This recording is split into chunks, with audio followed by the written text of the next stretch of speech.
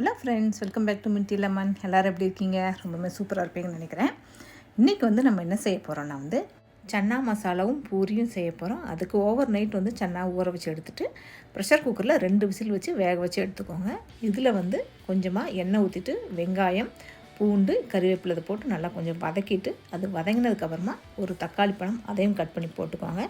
அதுவும் கொஞ்சம் வதங்கினதுக்கப்புறமா லைட்டாக ஒரு 1/2 ஸ்பூன் சீரகம், அப்புறம் மிளகு இதையும் போட்டு லைட்டாக கொஞ்சம் வறுத்துக்கோங்க.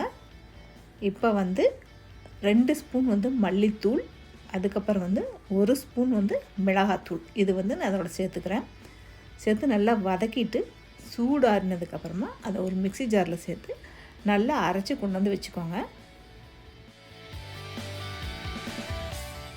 சன்னா மசாலா செய்ய ஆரம்பிச்சிடலாம். ஒரு பாத்திரத்தில் லைட்டாக கொஞ்சம் எண்ணெய் சேர்த்துக்கோங்க.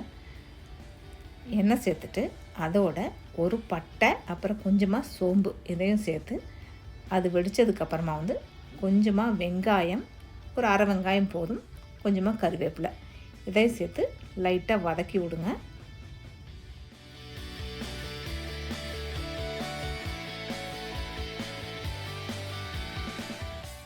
இந்த வெங்காயம் நல்லா வதங்கினதுக்கப்புறமா வேக வச்சுக்கிற கொண்டக்கடலையை இதோடு சேர்த்துக்கலாம்.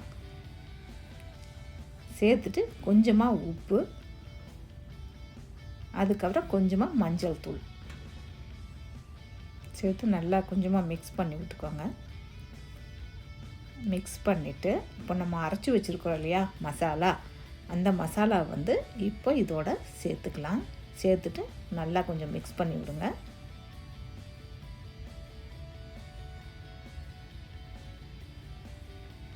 நல்லாவே மிக்ஸ் பண்ணதுக்கப்புறமா கொஞ்சமாக தண்ணி சேர்த்துக்கலாம்.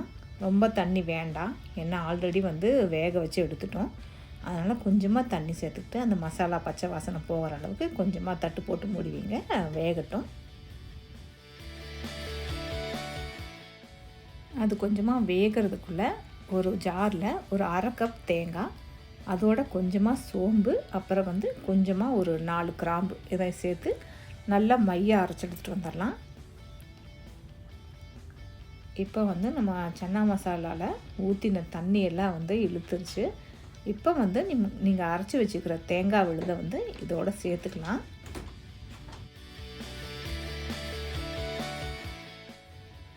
அரைச்ச தேங்காய் விழுதை சேர்த்துட்டு அதோடவே கொஞ்சமாக தண்ணி சேர்த்துக்கலாம். ஸோ தண்ணி சேர்த்து ஒரு கொதி வரட்டும். தேங்காய் சேர்த்துட்டு ரொம்ப கொதிக்க வேண்டாம். உங்களுக்கு எவ்வளோ கன்சிஸ்டன்சி வேணுமோ அதுக்கு தகுந்த மாதிரி தண்ணி ஆட் பண்ணிக்கோங்க. ஸோ இப்போ ஒரு 1/2 எலுமிச்சம்பழம், சின்ன எலுமிச்சம்பழம், 1/2 எலுமிச்சம்பழத்தை அப்படியே புழிஞ்சு விட்டுருங்க.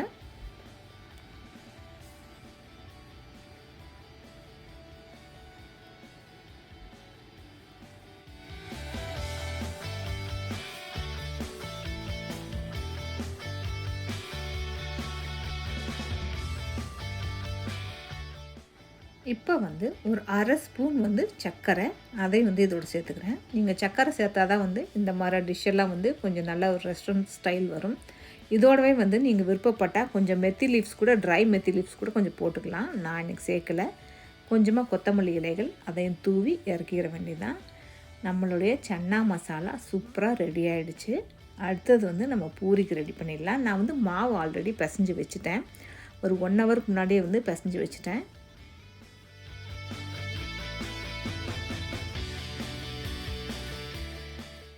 மாவு முன்னாடியே பிசைஞ்சு வச்சுட்டா தான் நீங்கள் பூரி பூரி சப்பாத்தி எதுவாக இருந்தாலும் நல்லா சாஃப்டாக வரும்.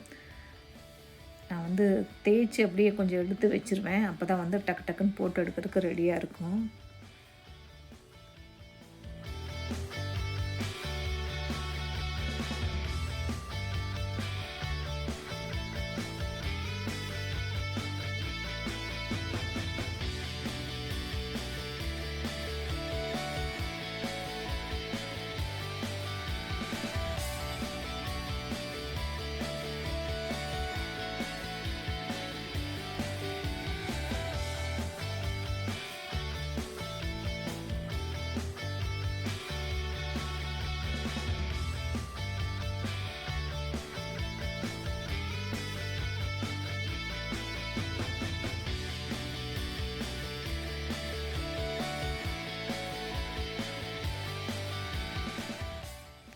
இந்த மாதிரி டிஷ்ஷுக்கு வந்து லைட்டாக வந்து கொஞ்சமாக வெங்காயம் கட் பண்ணி சேர்த்துக்கிட்டு மேலே கொஞ்சம் லெமன் புழிஞ்சு விட்டு சாப்பிட்டா வந்து இன்னும் சூப்பராக இருக்கும்.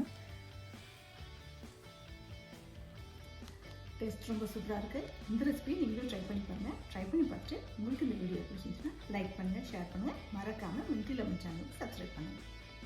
தேங்க்யூ.